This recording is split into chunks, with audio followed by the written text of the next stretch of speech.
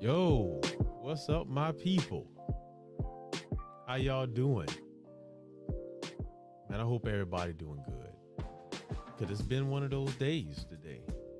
You ever had a rough day and things could have been a lot better, but you still made the best out of it. So that's what I hope all y'all out there doing, man. Just making the best out of what's coming at you. Find you something to focus on. Look and see where you're going. So that way, when these bad days happen, these bad things happen, you don't end up being crushed and it ruins everything you got going on. So that's what I did today. I'm looking forward to this, book study, looking forward to seeing y'all. Let's see what we can learn today. So unfortunately, Jason the Lion can't make it today. He just moved and got to unpack stuff and do this and that. So it's all kinds of things happening here, but it's all good. We here. We're gonna go through it today. So before we get into it, just gonna say a couple housekeeping items. One. Well, first let me put the invite link in the on the description here. So that way, if you want to come up and talk with me, we can do that. So I'm gonna have it right there. Bam, done. Number two, every Thursday night we're here with a new books chapter of the book study. So right now we're doing 48 Laws of Power. We're on Law 26. So be speeding through this book. And the next book, we haven't selected it yet, but it'll be another banger. We can get in and take a look at it. Next item on the list, Saturday mornings about 11. We'll be here going on live, talking about some issues and topics of the day that have everything to do with fatherhood, men's issues, boy issues, how we can help make our families better, all of that. We're doing all of those things Saturday morning. So without further ado, let's go. All right. So today, if you look down at the scrolling thing up under you, it's 48 Laws of Power book study. And tonight it's going to be Law 26. Keep your hands clean. And this is one of those ones that I think the law is like reversed. And when I say reversed, you have to look out for this. If you're that kind of person, if you're one of those, like I am, you're an honest person and you'll do that. And it say, keep your hands clean. And by description, it's like, it's telling you how to use people and get above. But actually this first part of this is how to keep yourself from getting used, knowing what to look for. Because when Robert Greene wrote the book, he wrote it to himself as advice, to a 20-year-old version of himself. This is what he would tell his 20-year-old self. Keep your hands clean. This is what they said. So let's jump in it. Let's look at it. Judgment. Maintain a spotless appearance by using others as scapegoats and cat's paws to disguise your involvement. That's what people do. A scapegoat is something that when something goes wrong, they put it all on the scapegoat, get murdered, killed, and it's over with. Cat's paw, they do the dirty work for you. Back in ancient biblical times, they would have scapegoats, and what they would do is they would put all their sins and pray and do this stuff and put it on the goat. And then when bad times happen, they would put the goat out, and it would have to fend for itself in the woods. And when the goat died, the sins died, and they were absolved of it. And that's what people do. All right, so jump in here. Part one, conceal your mistakes. Have a scapegoat around to take the blame. All right, here it is. A good name and reputation depend more on what we conceal than what we reveal. Everyone makes mistakes, but those who are truly clever manage to hide them and to make sure someone else is blamed. All right. Look at this thing. You ever been at a job? Because I know I have. You've been at this job and the manager telling you to do all these things, and things that wasn't right, but he telling you to do them anyway. or they making all these power moves, and you the one that got to do all the dirty work. And as soon as it go down, you the one that's the scapegoat. As soon as something bad happened, they flip it and turn it on you. I had that happen to me plenty times. Oh man, I was running this warehouse up the road here for a little piece, and we had a lot of work to do. We had It was almost impossible to get everything done, but the managers was telling me, okay, Doc, do this thing, do this, do this, do this. So I'm following their instructions. I didn't know no better. I did exactly what they was telling me to do. But let a mistake happen, let a load go out wrong, or the stops get messed up on a cross dock. And if y'all don't know what it is, if you have a trailer and they got 5 stops, so I got to stop at 5 places, you got to put the last stop on first and the first stop on last, because when the truck get to where it's going, they unload the stuff from the back to the front. So if that thing get mixed up because of what they told you to do, they're going to act like they ain't had nothing to do with it. That's his job. I don't know what he doing. If you ever had something like that happen, I want y'all to go ahead and drop a comment down there. If you're watching this on the replay, go ahead and let me know if you had something like that happen to you, because all of us had stuff like that happen. But let's get on with the book now. So, Robert Greene in this book, he tells a lot of stories. He pulls a lot of things from history, and he wants to use that to illustrate how people gain power, use power, abuse power, just so we'll know. So in this story, he pulled a lot from China. So in the Han Dynasty, there was this general named General Cao. I hope I pronounced that right. My Chinese is not all that great, but hey, we running. So what happened was they was on this campaign. He had his army out. They was on the campaign. They was marching. They was taking over stuff, and they was being very successful. Well, he wanted to stretch this thing out. He said, you know what? If we go ahead and we take this next city, we're going to be all right. We're going to make it. It's going to be better for us. But guess what armies need? Now, you might be thinking, yeah, they need guns, weapons, or whatever, but more so than the guns or the weapons, guess what they need? They need food. They got to have something to eat. You got to feed these fellas. So he mistimed when he was supposed to get more supplies. So he might have said, all right, y'all bring the supplies on Thursday, thinking he was going to be good with that, but really they needed them on Monday because they was going to run out of food. So what happened was that when they was waiting for the shipment to come, the men, they had to cut down the rations. So instead of a whole bowl of soup, maybe they had to get half a bowl and then cut it down because they wasn't having enough. So what did the general do? He couldn't make it look like he made a mistake. The dude that was in charge of the kitchen, he blamed him and said, you know what, man?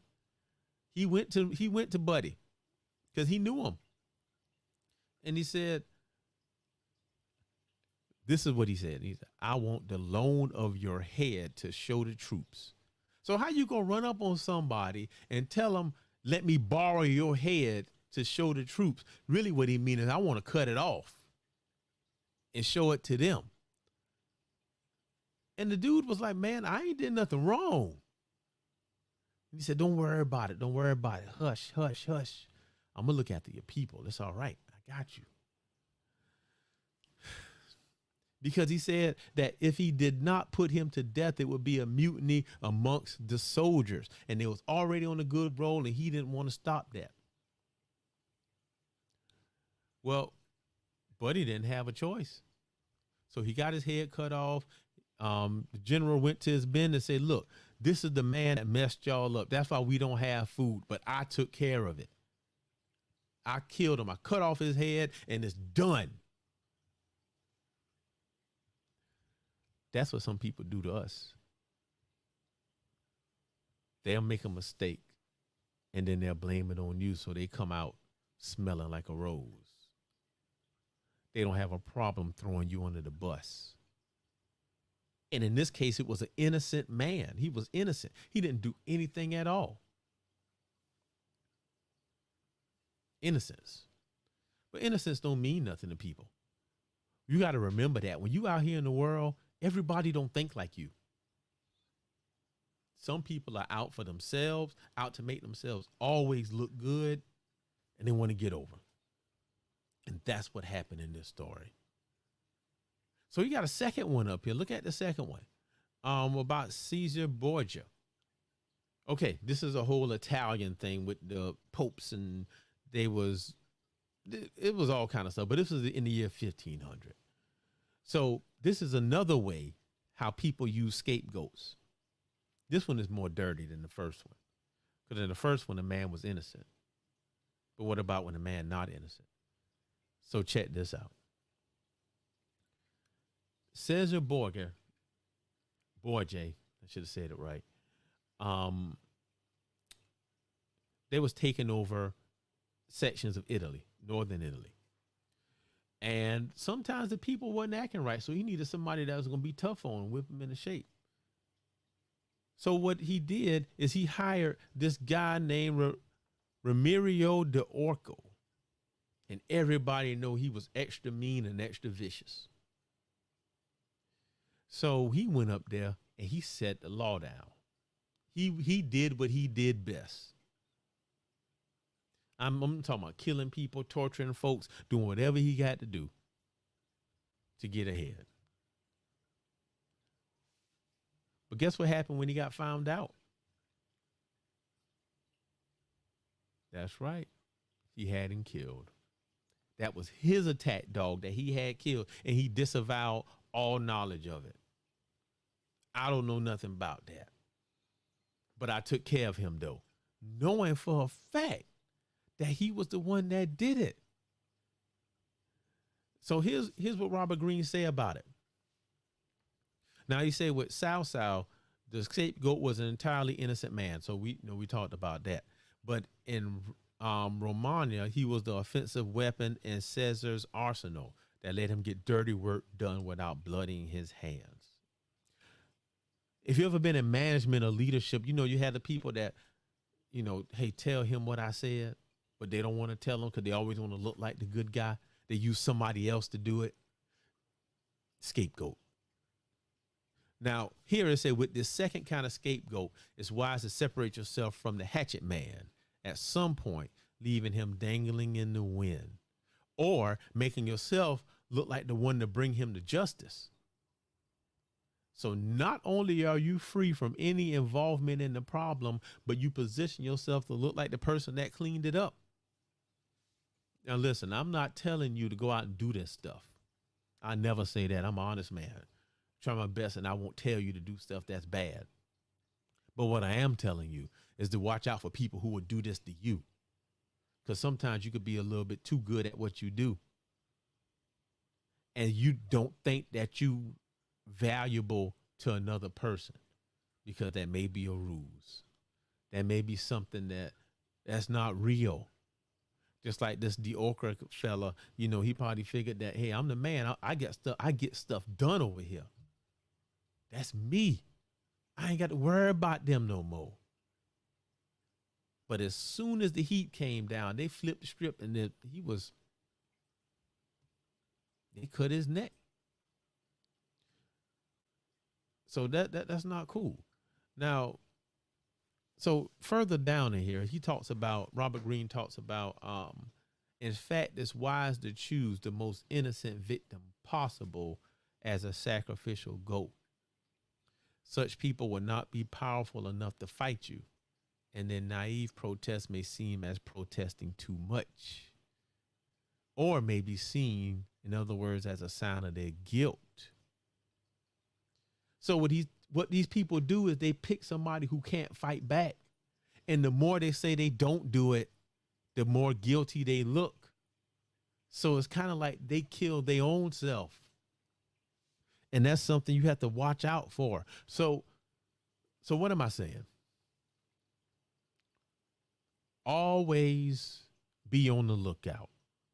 Don't trust anyone, especially in the workplace. You got a boss that treats you fine, as long as you're doing the work, doing all this is good to go. But guess what? There might be a day to return on you, and don't be surprised when it happens, because we all people. Don't be surprised. And it talk about here, man, how the kings long time ago would get somebody and then they would, kill them because they knew too much. They would frame something to happen and then they would kill them and nobody would think nothing else of it. But look here. Robert Greene said, folly consists in not committing folly, but in being incapable of concealing it.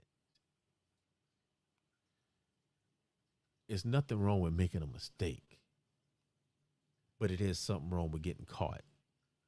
And that's how some people feel. They be mad because they got caught, not mad because of what they did. And you have to watch out for people like that. So that's what this whole thing about. Look out for these people because you don't want to be the scapegoat.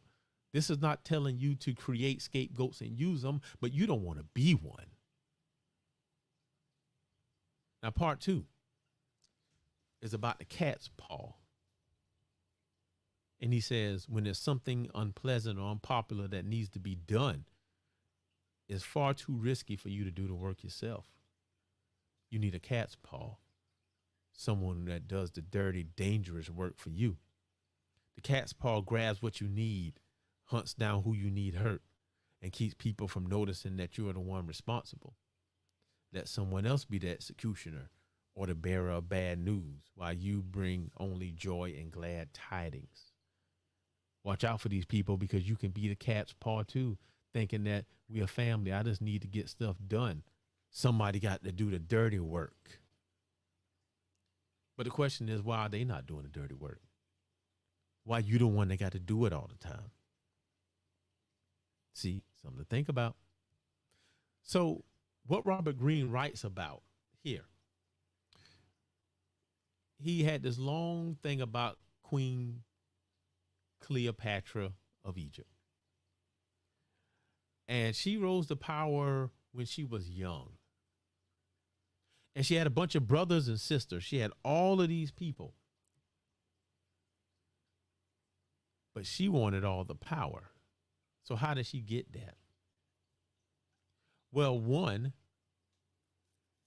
she used other people to kill her brothers and sisters. She would go and tell the people in Rome, hey, so-and-so planning on doing this. And they'll go get him and throw him in jail. Or she'll say that, a sister was doing this one thing and that she'll be killed. So basically what she did is that she seduced people to get them to kill the people who were in her way. Now, let me tell you why this is important. There's a phenomenon happening right now. Actually, it's been going on for a long time. And it's indirect partner violence. So when they talk about domestic violence, it's always one person beating on the other one. Now, in this case, it's somebody who said, well, I'm going to get my brother to handle you. And then the brother go out and then they beat up the other dude. So it's violence by proxy.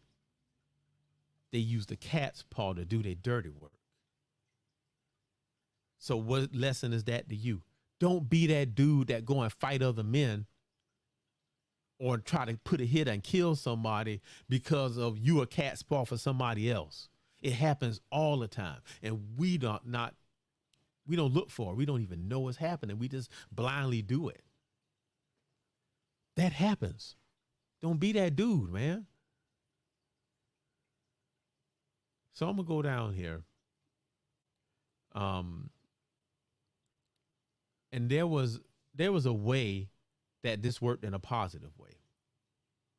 So I guess what we're saying is that you can use these laws in different types of ways. You can do different things with them to get done what you need to get done. So let me see if I can tell the story right. There was a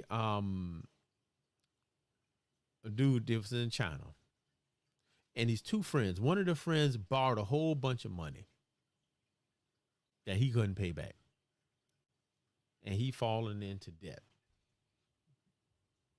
Well, what happened was his other friend was kind of wealthy, but the thing was that he did not want to accept money from his homeboy. He didn't want to accept money from his friend. But now he needed to pay this bill, but he didn't want his homeboy to give him the money to pay it.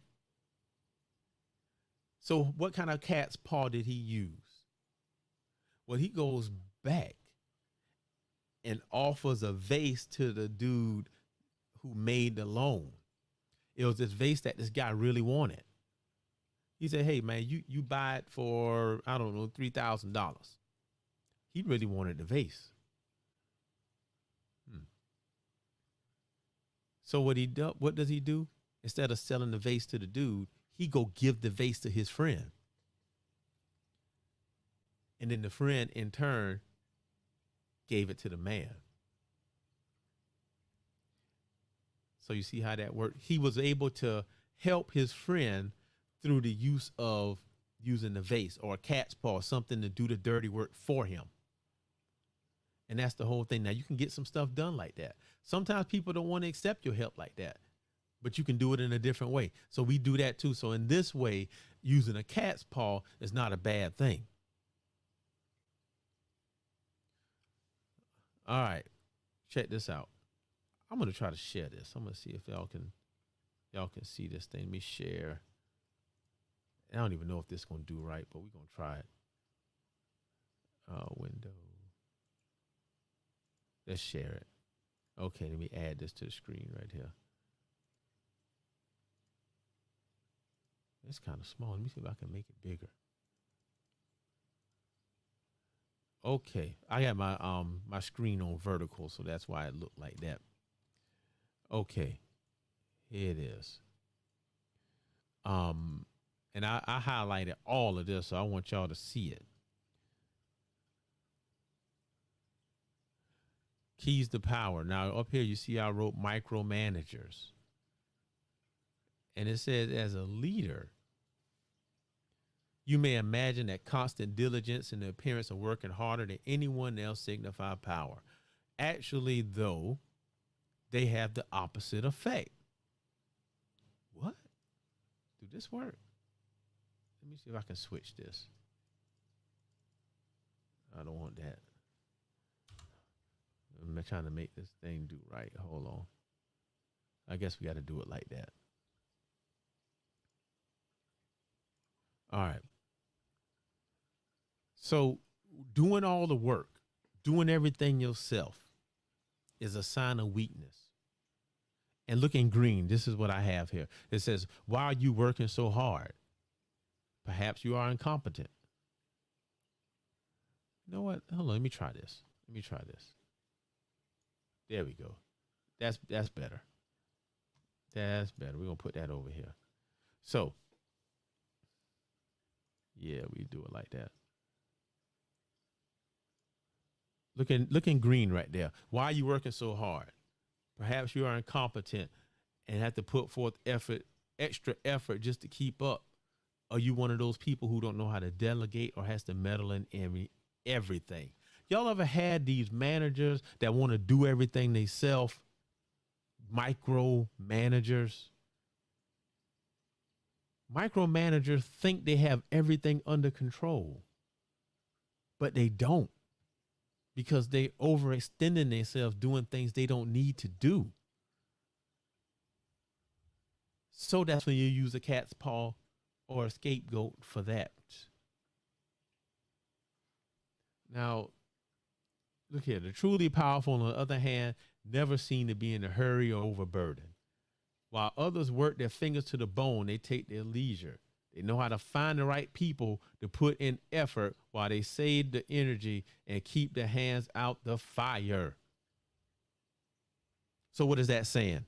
Get the right people to do the job. Don't do it yourself. And you know where I learned this? I'm gonna tell you where I learned this.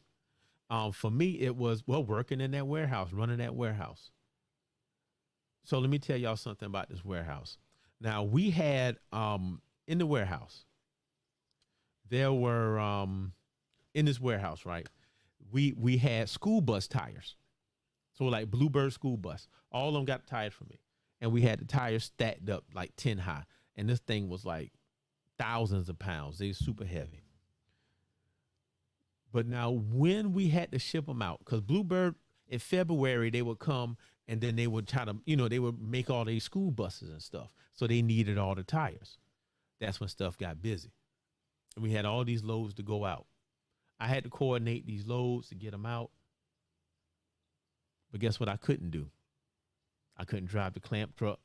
I couldn't load anything. I couldn't do none of that. I had to get the right people in the right places to do that job. So I couldn't do it. So they did it. And that's when I learned that you don't have to run everything, because sometimes you can't. If the job big enough, you can't do it. And that I couldn't do it. So think about what parts in your life where you're doing more than you have to.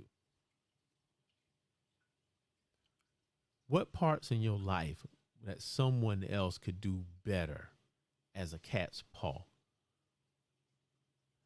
This is a men's channel, so I'll say this. As the men, we believe that, we the head of our household, therefore it falls on us.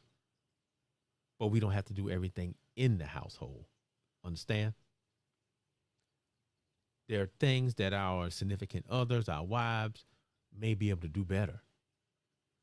But don't think because you're the head of the household, you have to micromanage everything and do everything. Here's an example. What about money? If you are a man, but you're good at making money and you're real good at spending it, you don't need to micromanage that money. You're going to let her do that. That's something she better at.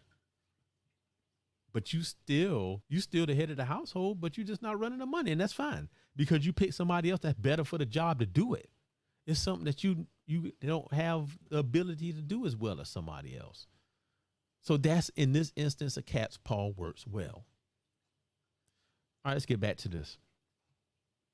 Similarity, you may believe that taking on the dirty work yourself, involving yourself directly in unpleasant actions, you impose your power and instill fear. In fact, you make yourself look ugly and abusive of your high position. Truly powerful people keep their hands clean. Only good things surround them, and the only announcements they make are glorious achievements. Okay, I'm going to bounce back to this warehouse one more time. As the assistant general manager, of course, they tell you, okay, you go out there and work with your fellas. You go out there and work with them. They respect that a little more. They want to see you out there getting your hands dirty. But here's the thing about that. Every time I tried to do that, they would run me out. Dog, you don't need to be back here. Go back in that office.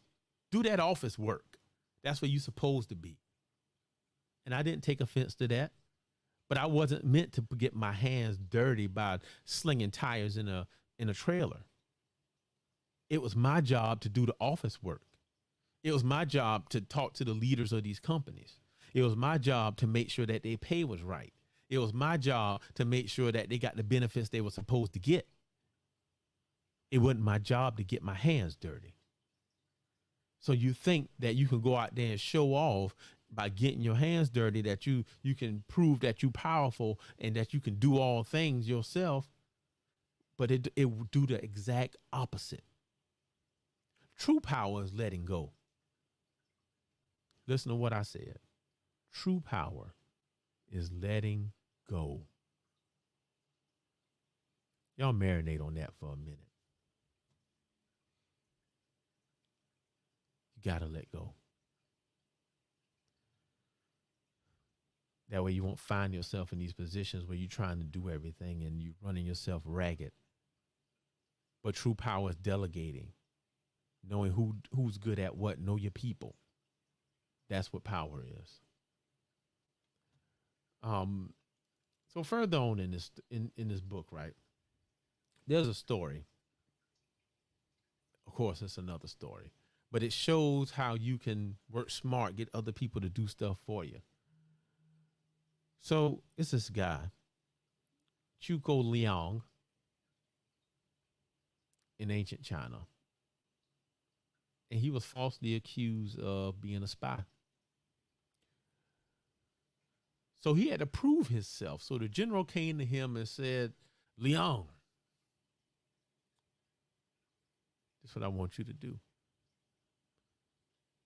If you really are innocent, then you get me 100,000 arrows and you got 3 days to do it. It's Sunday right now. I need them arrows by Wednesday. Now, he could have went and tried to make 100,000 arrows, but that would have took way longer than 3 days, because arrow making is not an easy thing. But this is what he did. This is the cat's paw he did. This is how he got other people to do the dirty work. So he got these boats, right?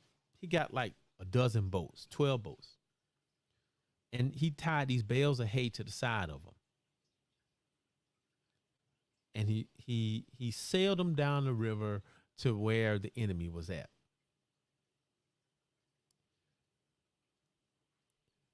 And as the boats were sailing, these guys, the people that was running the boats, they hid, they got down. The enemy started to fire on the boats. And guess what happened to the arrows? They got stuck in the hay.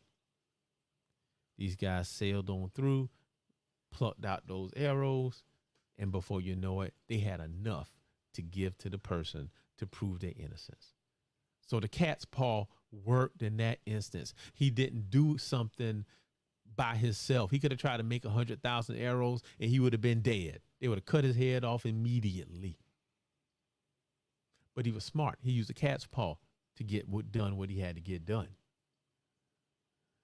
And I mean, it's some stories in here about Yellow Kill Wild. And, I'll wait till Jay Sims the Lion come back to talk about that one, because, he loved that. He loved that boy.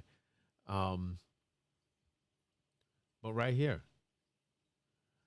sometimes being the cat's paw will net you power. But then you have to be careful. But right here in authority, it says, do everything pleasant yourself, everything unpleasant through third parties.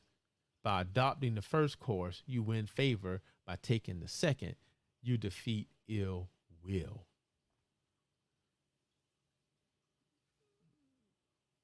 What I wrote in my notes was hire people to do the jobs you don't want to do.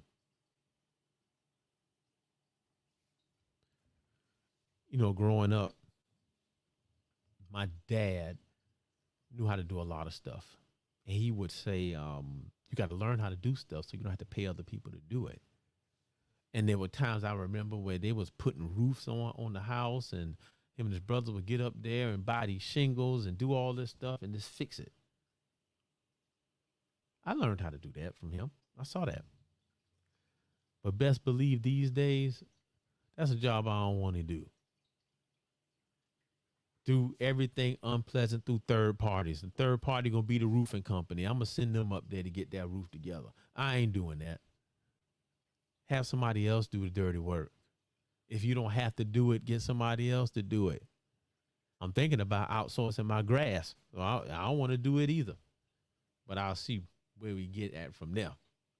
But by adopting the first course, by doing everything pleasant yourself, you get the good favor. You win the goodwill. You get relaxed. You look better. You feel better. And then by doing the second, you deflect ill will. So it said it itself. Now, here's something to be careful of. If you have to use a cat's paw or a scapegoat in action of a great consequence, be very careful. Too much can go wrong. and it's often wiser to use such dupes in more innocent endeavors where mistakes and miscalculations will cause no serious harm. What is that saying? If the job is too important, sometimes you got to do it yourself. Don't hire out everything. Don't use a cat's paw all the time. But if it's very important, you may have to go out there and do it. Here's another warehouse story real quick, then we're going to wrap this up. As a part of working in this warehouse, we had to take inventory every year. So we would go out and count these tires, see if we had enough, see if it matched what was in the system, all of that stuff. But what happened when a location was miscounted, or the number that was counted was drastically different than the number that was actually there, or that the system said was there? Who had to take care of that? Me. The big people upstairs, at first they passed it off to me. But when I came up with a different number and they saw how important that was, and the reason why it was important of whatever tires was missing, they had to come up with that cash. So it was like, hundreds of thousands of dollars on the line, up to $1 million. So they would go count it themselves, and they didn't trust me to do it. So that's the same thing. All right, man, that's what I got for the day. Let me give y'all a sneak peek for next week. Let me turn this off. All right, here we go. Here go next week. This is going to be a good one. Play on people's need to believe to create a cult-like following. Look, people have an overcoming desire to believe in something. Become the focal point of such desire by offering them a cause or a new faith to follow. Keep your words vague but full of promise. Emphasize enthusiasm over rationality and clear thinking. Give your new disciples rituals to perform and ask them to make sacrifices on your behalf. Now, what he's talking about, he's not talking about no devil work or witchcraft there, but he's talking about giving them routine things to do and asking them to make sacrifices on your behalf. That means that give you stuff, to buy into it, to create a connection with you. That's all he's talking about. He's not talking about the devilish stuff.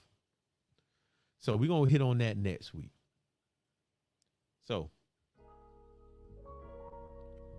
I appreciate y'all coming in, doing this quick book study with me. 48 Laws of Power. Chapter 26. Keep your hands clean. We'll be back next Thursday at 7 o'clock. Chapter 27. We may do chapter 28. This depends on where we are. This Saturday, we should have a show at 11 o'clock. Hard-hitting topics. Stuff you want to talk about, man. We're going to throw a little inspiration in there. All of that. If you ain't there, you need to try to be there. We got plenty of things lined up. I got one of the members from the group who sell insurance, 20-year veteran, ready to go. I'm going to get him to talk. We can learn. And, before we had Paul from Cryptocurrency, trending up Facebook group. We doing it over here. I still got my credit series planned.